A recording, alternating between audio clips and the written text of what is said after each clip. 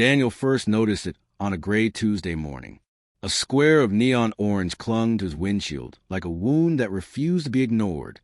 The words were stamped in bold, capital letters.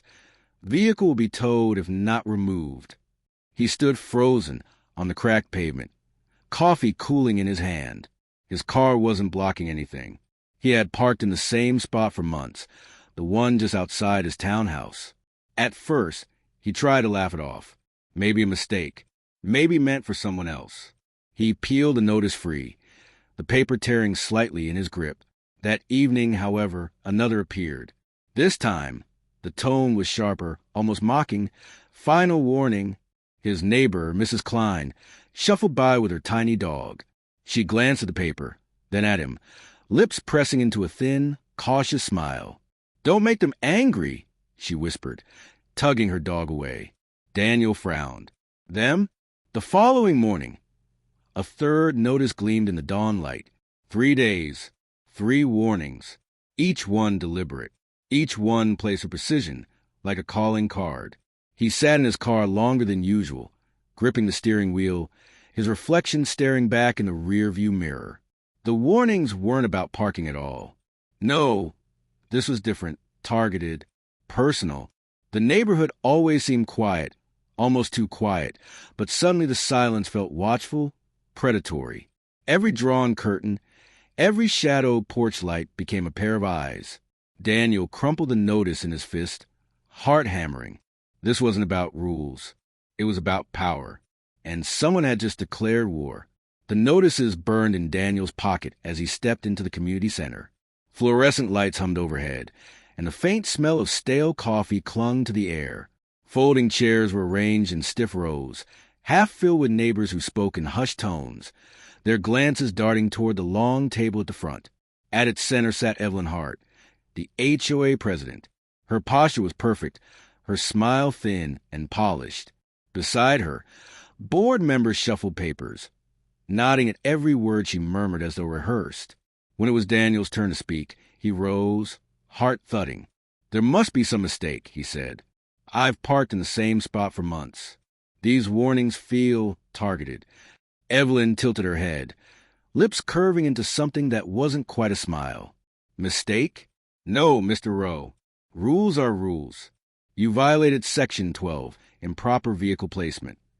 Her voice was honeyed but sharp. "Consider this your final chance to comply." A ripple of murmurs passed through the room. One man coughed, muttering under his breath. "Funny, her brother's truck blocks the fire lane every week." Another neighbor leaned closer to Daniel as he sat down, whispering, "They don't find their own, only the rest of us." Daniel's chest tightened. Favoritism, secrets, hidden debts. As the meeting dragged on, Evelyn's gaze kept returning to him, lingering too long, like a cat watching prey. Each time their eyes met, her smile deepened, smug, knowing. When the session ended, chairs scraped, conversations bubbled, but Daniel remained still. He watched Evelyn glide out of the room, a stack of papers tucked neatly under her arm. On top, in red ink, he glimpsed his name. His pulse quickened. This wasn't bureaucracy. It was something calculated, something personal. And for the first time, he wondered what Evelyn was hiding outside the safety of these walls. The night was heavy with silence when Daniel caught the sound of footsteps outside his window. He parted the blinds just enough to see figures moving in his driveway. The street lamp cast Evelyn in a pale glow. Her blazer traded for a dark coat. Beside her stood a man Daniel recognized. Carter Briggs, a local contractor with a reputation for cutting corners and cutting deals. They spoke in low voices, too faint to catch, but Daniel's breath stilled as Carter handed her a thick envelope. Evelyn flipped through the papers quickly, then slipped something small, cash maybe, into her pocket. She glanced around, sharp and paranoid, before resting her hand on Carter's arm as though sealing a pact. Daniel ducked back, heart hammering. This isn't about my car. This is bigger. Corruption. Money changing hands right here in my driveway. The next morning, he cautiously tested the waters with Mrs. Klein. She hesitated before whispering, "She fined me $600 last year for a rose trellis." But when her friend built a second garage, not a word. Her voice trembled, but her eyes lit with relief at finally speaking aloud. Word spread quietly. Over coffee at mailboxes, in hurried conversations on sidewalks, neighbors shared fragments of Evelyn's reign. Selective fines, unexplained fee hikes, and deals made in shadows. Each story chipped away at the picture-perfect image Evelyn worked so hard to project. One man clenched his fists. She nearly bankrupted us over a paint color. But her cousin's house? Bright yellow. No fines. Daniel listened, collecting their grievances like pieces of evidence, each one fitting into a puzzle that looked less like neighborhood management and more like a personal empire. By dusk, he no longer felt alone. The whispers had become a chorus, a fragile alliance forming in the cracks of Evelyn's control. And Daniel knew. The next move would have to be public. Daniel woke to the grind of chains and the roar of an engine outside. He rushed to the window. A tow truck idled in front of his house, its hook already clamped to his car. Evelyn stood nearby, arms folded, her expression carved from stone. He bolted outside. "You can't do this." Daniel shouted, voice raw. "There was no vote, no notice. This is illegal." Evelyn's smile was cold. "Some lessons must be taught," she replied, nodding to the driver. But before the truck could move, Daniel held up his phone. The screen displayed grainy video. Evelyn in his driveway at midnight, exchanging papers and envelopes with Carter Briggs. Gasps rippled to the gathering neighbors, drawn by the commotion. "You call this leadership?" Daniel's voice carried, trembling with fury.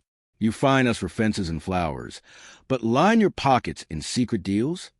Murmurs swelled into shouts. Mrs. Klein stepped forward, clutching her dog.